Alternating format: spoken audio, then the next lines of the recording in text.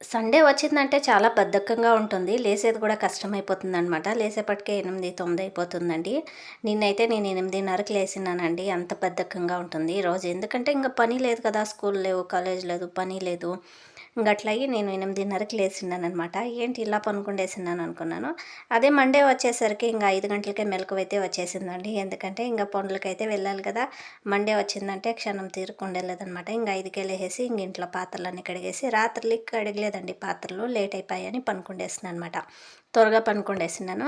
ఇంకా ఉదయాన్నే 5 గంటలకెళ్ళేసి పాత్రలన్నీ కడిగేసినాను. ఇంక బయటంతా చెత్తలు నూకి ముగ్గేసేసి ఇంక మళ్ళీ వచ్చి కాఫీ అయితే పెట్టుకునేసానండి. ఇంకా కర్రీ చేద్దామని వంకాయ టమాటా కర్రీ అయితే చేస్తున్నానండి. ఇలా చేసేపాటికే మధ్యలోనే గ్యాస్ అయితే అయిపోయిందనమాట. దరిద్రం అంటే ఇదేననమాట. ఎంత త్వరగా చేయాలనుకుంటానో అంత లేట్ అయిపోతుందండి. ఇంక మధ్యలోనే చూసారు కదా! గ్యాస్ అయిపోయేప్పటికే రైస్ కుక్కర్‌లో అయితే చేసేసి బాక్స్‌లో అయితే కట్టేసినాను. Please subscribe.